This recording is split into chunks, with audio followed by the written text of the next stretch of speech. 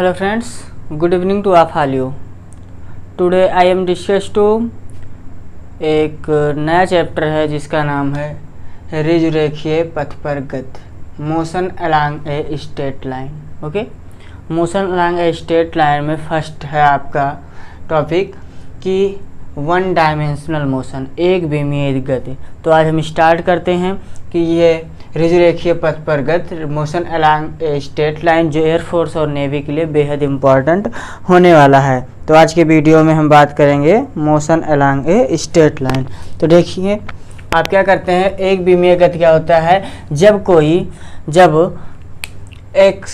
कोई गति x, y और z अक्षों में से, जब कोई गति x, y और z अक्षों में से किसी एक अक्ष के समांतर हो तो उसे एक विमीय गति कहते हैं। इसके लिए एग्जाम्पल आपका होता है एक विमीय गति का एग्जाम्पल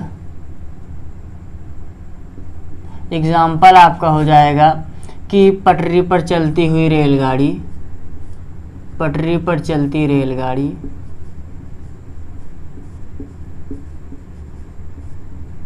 रेलगाड़ी और नेक्स्ट हो जाएगा कि आसमान में की ओर जाती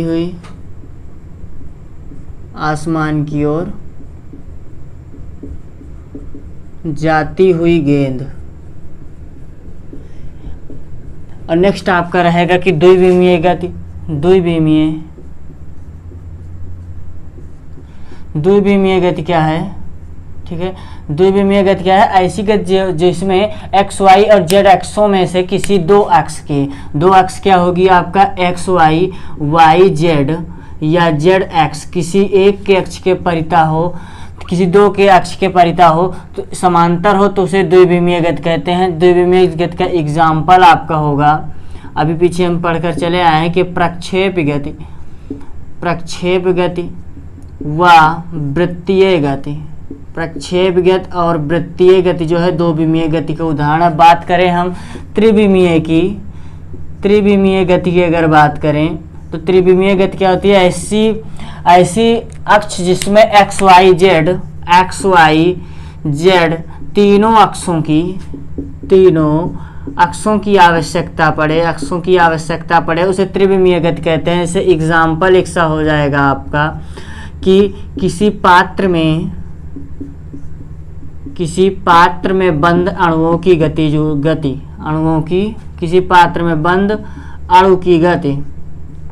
अणु की गति। तो ये रहा आपका one dimension, two dimension, three dimension. अब बात करते हैं कि विस्थापन और दूरी में क्या संबंध होता है, विस्थापन एंड दूरी में क्या संबंध होता है। तो विस्थापन का संबंध देखिए, विस्थापन का संबंध जो होता है, विस्थापन का संबंध जो होता है वो गतिशील वस्तु के प्रारंभिक व अंतिम बिंदु से होता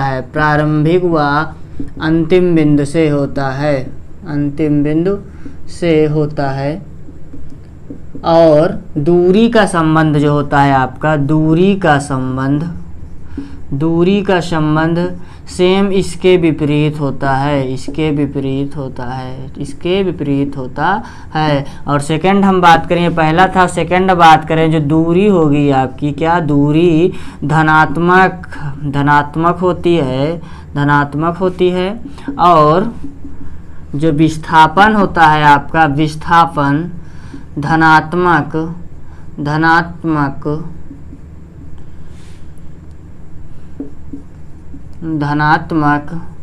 ऋणात्मक, शून्य, कोई भी हो सकता है। और अब थर्ड पॉइंट रहेगा कि दूरी व विस्थापन का रेशियो का अनुपात क्या होता है, का अनुपात जो होता है एक से बड़ा या बराबर होता है, क्या बराबर या एक से बड़ा होता है। तो दूरी इज ग्रेटर इक्वल टू होता है आपका विस्थापन, या इसको आप लिख सकते हैं सिंपल सा, दूरी इज ग्रेटर इक्वल टू 1/, विस्थापन, ये होता है आपका दूरी और विस्थापन, ठीक है। और इसी तरह आपका बात करेंगे हम कि चाल और विस्थापन में क्या रिलेशन, चाल और वेग में, वेग व चाल में क्या अंतर होता है। यहाँ पे थर्ड पॉइंट आपका हो जाता है कि जो वेग होता है, पहला पॉइंट, वेग जो है धनात्मक होगा, धनात्मक होगा, ऋणात्मक होगा, क्या होगा, ऋणात्मक होगा, शून्य भी होगा, लेकिन जो आपकी चाल होगी, चाल क्या होगी, धनात्मक तो होगी, धनात्मक होगी, क्या धनात्मक होगी, शून्य होगी, क्या शून्य होगी, लेकिन ऋणात्मक कभी नहीं होगी, क्या ऋणात्मक कभी नहीं होगी। और बात करें सेकंड का कि जो है दूरी जो होती है, दूरी जो होती है सदिश राशि होती है, क्या होती है, सदिश राशि होती है, लेकिन जो चाल होती है, चाल क्या होती है, अदिश होती है, अदिश, लेकिन दोनों की क्या होती है, चाल और वेग में दोनों की बीमा समान व यूनिट भी समान होता है, क्या, मीटर पर सेकेंड, यानी LT इनवर्स होता है। ठीक है, यह हुआ आपका विस्थापन व दूरी, वेग और चाल में संबंध। अब हम आपसे आगे बात करेंगे कि औसत वेग क्या होता है, क्या, एवरेज वेलोसिटी। ठीक है, औसत वेग,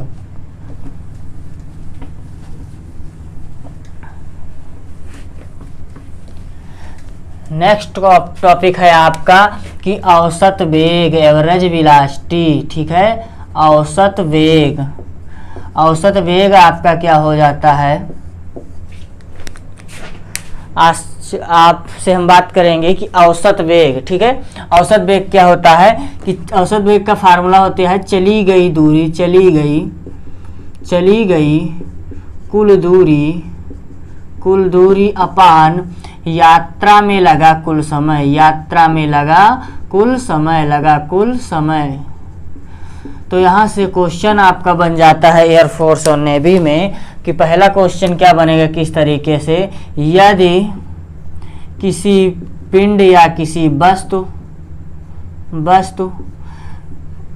की पहली दूरी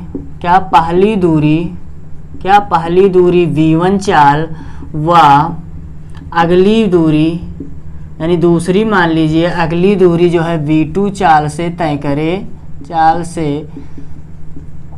तय करे, तो एवरेज वेलोसिटी पूछा है, तो एवरेज स्पीड क्या होती है आपकी, तो इसका फार्मूला 2v1v2 अपान v1 प्लस v2, कभी फार्मूला पूछेगा, कभी क्वेश्चन कैसे पूछेगा अभी बताते हैं, आगे देखिए। दूसरा है आपका, यदि कोई पिंड या कोई वस्तु अपनी यात्रा का आधा भाग, क्या होता है, आधा भाग v1 चाल व अगला आधा भाग किससे, v2 चाल से क्या करे, तय करे, तो औसत चाल, एवरेज वेलोसिटी, औसत चाल क्या होती है, तो ये हो जाता है v1 प्लस v2/2। और नेक्स्ट क्वेश्चन इसमें आपका क्या बनेगा, यदि कोई पिंड ए त्वरण से गतिशील है, तो पिंड के किन्हीं दो बिंदुओं पर क्या होता है, किन्हीं दो बिंदु पर इसकी चाल क्या होती है, इसकी चाल v व u होगी, v व u। तो पूछता है आपसे, तो उसके मध्य बिंदु पर वेग क्या होगा, मध्य बिंदु पर वेग क्या होगा, ये पूछता है। तो ये होता है बी मिड पॉइंट हो जाता है आपका √v² प्लस u²/2, ये होता है आपका। ठीक है, और अब हम आगे बात करेंगे फोर्थ पॉइंट इसी में होता है, यदि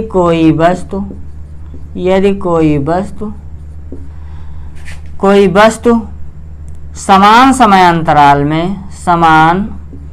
समयांतराल में समान दूरी तय करे, समान दूरी तय करे तो पूछता है, तो उस वस्तु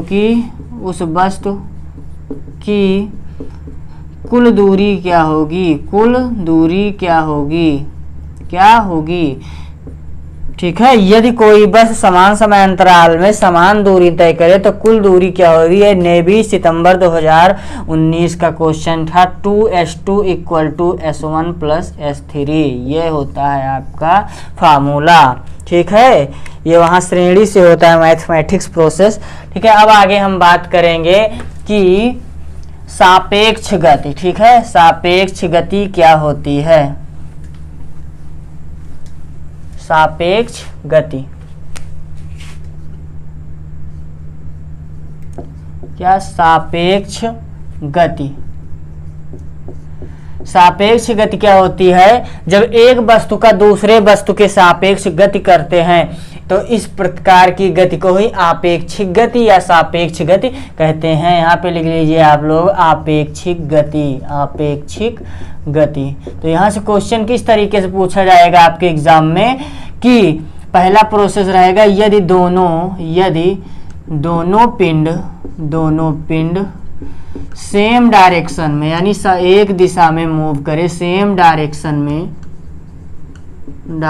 में मूव करे तो क्या होगा। तो वेग क्या होता है, वेग, एवरेज वेलोसिटी। ठीक है, सापेक्षिक वेग। ठीक है, तो पहला आपसे फ्रेम करेगा कि ए के सापेक्ष क्या, ए के सापेक्ष बी का आपेक्षिक वेग, आपेक्षिक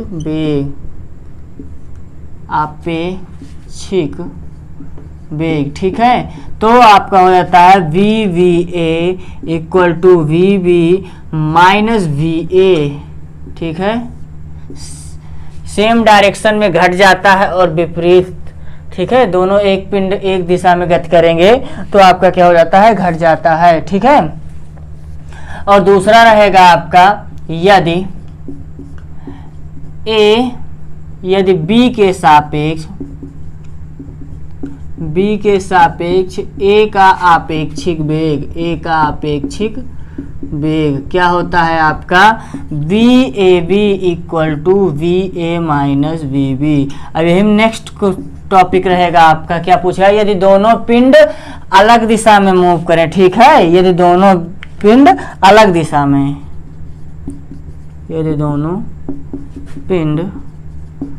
दिशा में, यानी अलग अलग डायरेक्शन में, तो वही ऑप्शन ए के सापेक्ष बी का आपेक्षिक वेग क्या होता है, हो जाएगा VBA = VABB + VA। जिसके सापेक्ष कहा जाता है वो पहले और नेक्स्ट वाला बाद में, और दूसरा है बी के सापेक्ष, तो आपका हो जाए VAB = VA + VB। तो ये रहा आपका सापेक्षिक वेग। अब इसका आगे प्रोसेस देखते हैं, ऋजुरेखीय पथ पर गति का समीकरण।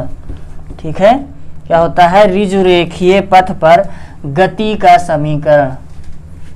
गति का समीकरण क्या होता है, वही न्यूटन का इक्वेशन क्या होता है,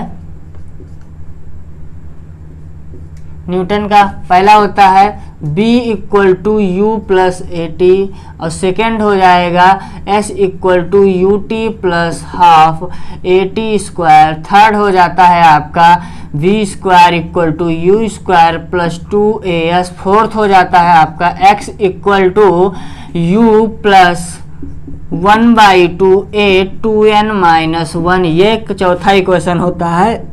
X या nवें सेकेंड में चली गई दूरी, ये होता है nवें सेकेंड में चली गई दूरी का। अब यहाँ से किस तरीके से होगा, पहला देखिए, इसमें पूछेगा यदि क्या होता है, यदि वस्तु हो स्वतंत्रता पूर्वक लटकाएं, स्वतंत्रता पूर्वक गिराएं। ठीक है, या क्षैतिज दिशा में, बात एक ही हुई, क्षैतिज दिशा में फेंकें तो आपका क्या होता है इक्वेशन में v इक्वल टू 0 हो जाता है, u इक्वल, ठीक है, आपका क्या हो जाता है v इक्वल टू 0, ठीक है, और a इक्वल टू, ठीक है बस, और g a, हाँ ठीक है, a इक्वल टू क्या हो जाता है g, तो यहाँ से हम कर सकते हैं आपका 0 इक्वल टू, ठीक है, u प्लस जी टी, ठीक है, ये होता है आपका इक्वेशन, ठीक है। यदि वस्तु को हम स्वतंत्रता पूर्वक फेंकें या लटकाएं तो इसको रेज सही से करें पहले, ठीक है, ये दिखाई नहीं पड़ता, कैमरे में क्लियर नहीं आता होगा, ठीक है।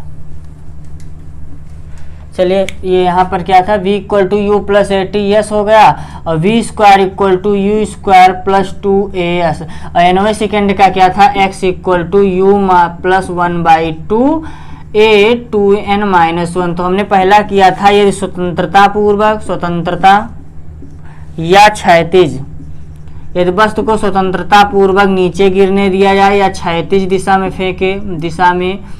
फेंकें तो इस समीकरण में क्या इफेक्ट पड़ता है, तो वहाँ पे आपका u इक्वल टू 0 हो जाता है और a इक्वल टू क्या g हो जाता है। पहला इक्वेशन देखते हैं, आपका u equal to 0, v equal to आपका gt हो जाएगा, सेकेंड आपका हो जाएगा s इक्वल टू या h इक्वल टू आपका हो जाएगा 1/2 gt स्क्वायर, यानी यहाँ से हम h इक्वल टू कह सकते हैं 1/2 gt स्क्वायर, या t इक्वल टू √2h/g, ये होता है मेन इंपॉर्टेंट फार्मूला, ठीक है। और नेक्स्ट आपका होता है v square equal to 2gh या s सेम, ठीक है। अब दूसरा आपका कहेगा यदि ऊर्ध्वाधर दिशा में, क्या ऊर्ध्वाधर दिशा में फेंकें तो क्या होगा, इस फार्मूले पर आपका ऊर्ध्वाधर दिशा में क्या हो जाएगा आपका कि जो v होगा वो 0 हो जाएगा, v इक्वल टू 0 हो जाएगा और a इक्वल टू -g हो जाएगा। तो पहला आपका हो जाएगा v इक्वल टू 0,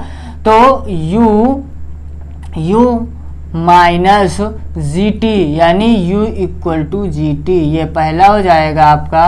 और सेकेंड आपका क्या हो जाएगा, s equal to u t, क्योंकि u p कोई इफेक्ट नहीं पड़ा, u t minus half g t square, ये वैसे ही रहेगा। और थर्ड आपका हो जाता है, आपका क्या हो जाता है, v 0 हो जाना है तो u स्क्वायर -2gh, यहाँ u square equal to 2gh या u इक्वल टू √2gh, या यहाँ से, ठीक है, इतना हो जाए, या यहाँ से हम कर सकते हैं u square upon 2g equal to h, ये आपका क्या हो जाता है मैक्सिमम, क्या होता है मैक्सिमम ऊंचाई यहाँ मानी जाती है, ठीक है। ये तो यहाँ से एक रिलेशन पूछ लेता है, h जो होता है वो डायरेक्टली प्रोपोर्शनल होता है u स्क्वायर के, तो h1 upon h2 equal to u1 upon u2 का होल स्क्वायर, और h जो है डायरेक्टली प्रोपोर्शनल 1/g के हो जाता है ये, तो h1 upon h2 equal to g2 upon g1, ये होता है। अब हम बात करते हैं इसमें किस तरीके से एयरफोर्स नेवी एनडीए में क्वेश्चन पूछे जाते हैं, ठीक है। तो देखिए पहला क्वेश्चन, पहला क्वेश्चन आपका है, यदि जब किसी वस्तु को, यदि दो कण को समान झुके हुए तल से, पहला है यदि दो कण को समान झुके हुए तल से फेंका जाता है तो उसकी ऊंचाई क्या होगी, तो उसका वेग क्या होगा, क्या वेग क्या होगा, ठीक है।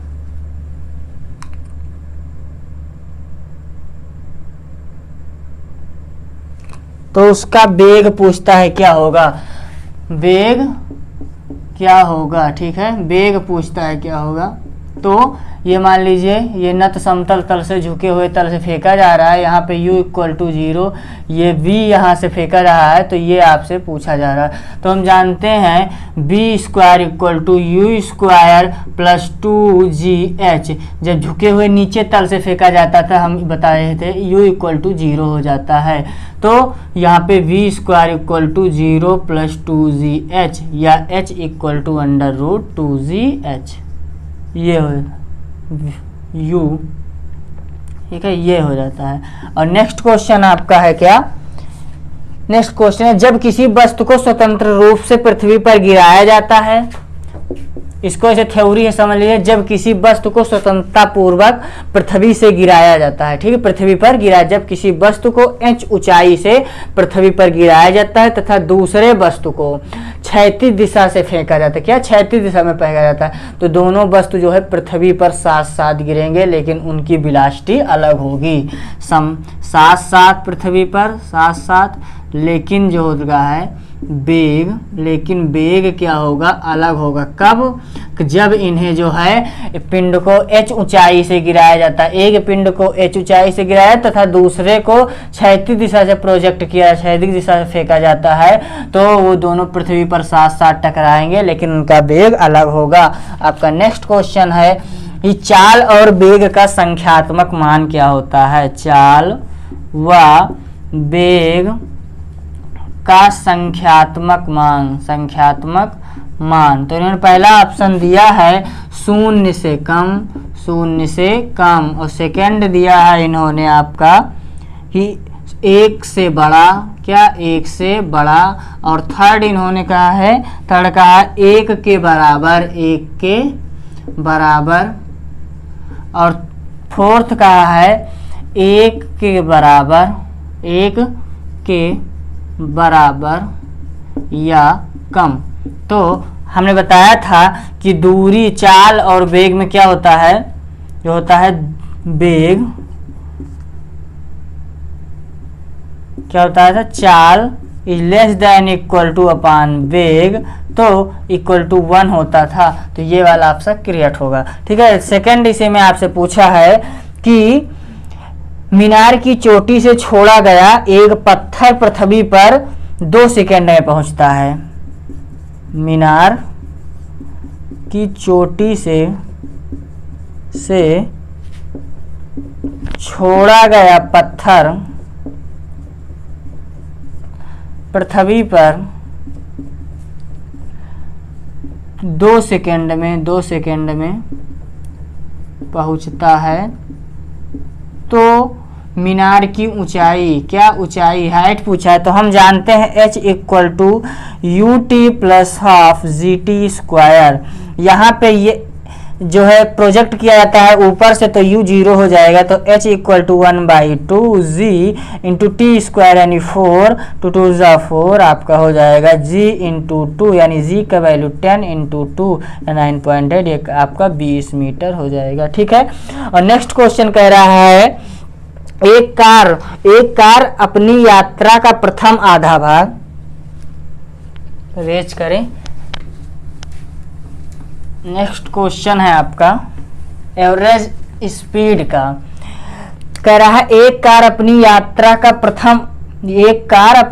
प्रथम यात्रा का, एक कार अपनी प्रथम यात्रा का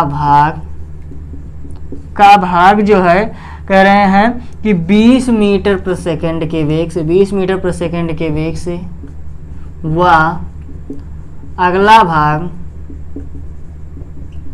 भाग जो कह रहे हैं कि 60 मीटर पर सेकंड के वेग से, 60 मीटर पर सेकंड के वेग से,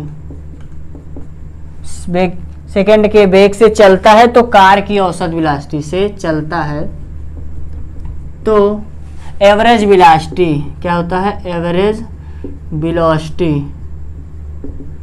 average speed, okay sorry, average speed तो एवरेज स्पीड का क्या होता है फार्मूला, अगर आधा बात किया जाता है यात्रा का तो v1 प्लस v2 बाई 2 यानी कि आपका 20 प्लस 60 बाई 2 यानी 80 बाई 2 यानी 40 मीटर हो जाएगा। ठीक है, 40 मीटर।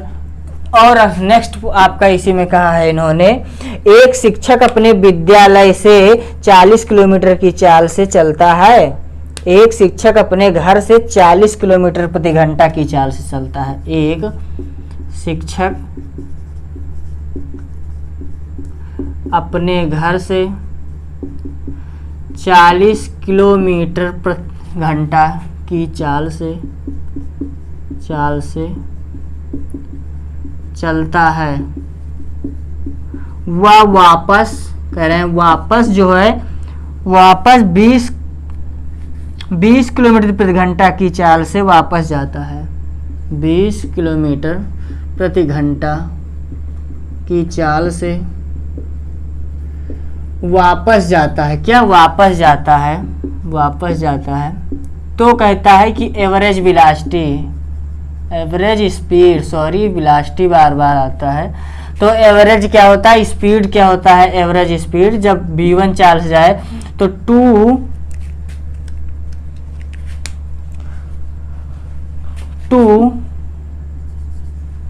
ये क्या हो गया यार, 2v1 v2 अपान v1 प्लस v2। ठीक है, तो 2 इंटू v1 40, v2 20 अपान 20 और 40 80, ये कैंसिल, ये आपका हो जाएगा 2 2 जा 4 यानी 4 4 4 दूनी 8 दूनी 16, 160 बटे 8 दूनी 16 यानी 20 मीटर आपका हो जाएगा।